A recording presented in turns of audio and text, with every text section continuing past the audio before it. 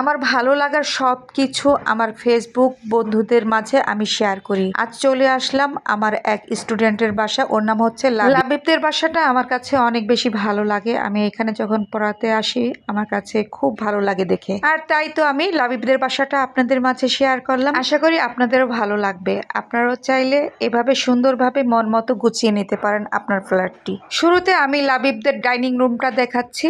এখন আমি ক্যামেরাটি ঘুরিয়ে ঘুরিয়ে ডাইনিং রুমটা ভালোভাবে দেখিয়ে দিচ্ছি কি কি আছে, আপু কি কি রেখেছে ডাইনিং রুমে।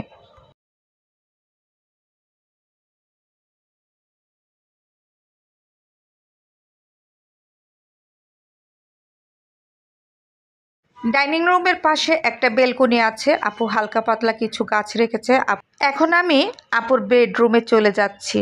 আপুর বেডরুমটা আমার সবচাইতে বেশি ভালো লেগেছে। আপুর বেডরুমটা খুব গোছানো, সিমসাম, অনেক ভালো লেগেছে আমার। আর আপু কিন্তু আগে বাইরে ছিলেন, বাংলাদেশে সেটেল হয়েছেন মাত্র 8 মাস হলো। আপুর সাথে আমার পরিচয় হয়েছে আমি যেই প্রতিষ্ঠানে চাকরি করতাম সেই প্রতিষ্ঠানে আপুর ছেলেকে ভর্তি করিয়েছিল। এই তো এভাবে পরিচয় হয়েছে। আর এই বিল্ডিং এ আমি টিউশন করি, যার কারণে আবার দেখা হয়েছে, আবার পরিচয় হয়েছে। আর বর্তমানে আমি লাবিবকে পড়াচ্ছি। এখন আমি ক্যামেরাটি ঘুরিয়ে ঘুরিয়ে আপুর বেডরুমের চারপাশটা আপনাদেরকে একটু দেখাচ্ছি। আমার অনেক ভালো লেগেছে, আশা করি আপনাদেরও ভালো লাগবে।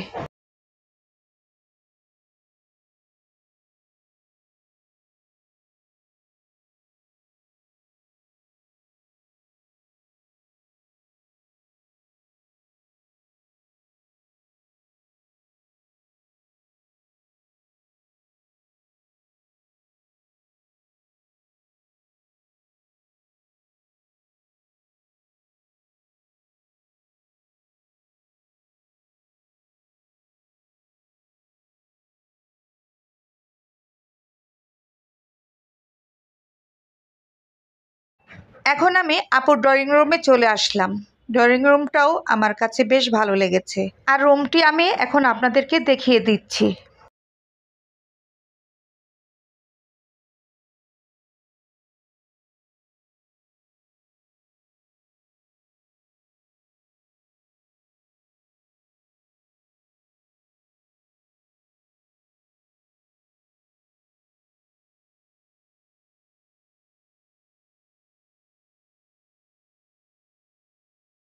এখন আমি একটি গেস্ট রুমে চলে আসলাম। এই গেস্ট রুমের খাটটি আমার কাছে অনেক বেশি ভালো লেগেছে। আপনাদের কেমন লেগেছে কমেন্টসে জানাবেন কিন্তু। আমি আপুর বাসার সব রুমের ভিডিও দিলাম না, কারণ ভিডিও বড় হয়ে যাচ্ছে দেখে। এ পর্যন্তই, আজকের মতো বিদায় নিচ্ছি। আসসালামু আলাইকুম, আল্লাহ হাফেজ, টাটা।